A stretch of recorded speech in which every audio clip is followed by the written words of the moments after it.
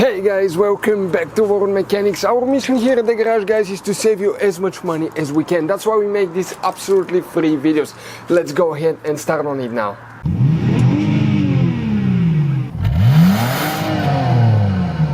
Today we're going to show you how to remove the armrest on a Dodge Caliber. It should be about the same procedure for all years from 2007 all the way until 2012. We have many videos on our channel, so feel free to check them out about fixing the Dodge Caliber. Right here we have two screws on the passenger side that we need to remove with a Phillips screwdriver. Take both of them off.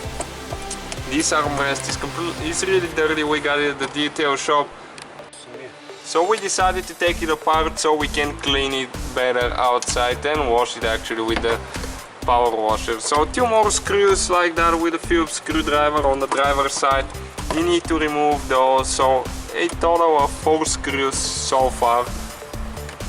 Now right here in this mess right here there is 2 more screws inside. Again with the Phillips screwdriver you need to take both of them off. And we'll be almost ready to pull it out of there. Okay, now we need to close the lid, pull the e-brake up, and now just pull the whole thing up. On the front there is a few clips, so it clips pretty good. Okay, and there is one clip on this side and one on this side right there. You just need to pull up like that, get the e-brake out. Okay, it's a tight fit. Now there is one wire that you need to unhook right here. You just press down. You cannot. Okay, this is the wire right here, so you just press down like that and you pull. And now the whole armrest assembly will come out of there. You need to turn it in a certain angle so you can get out of the e-brake.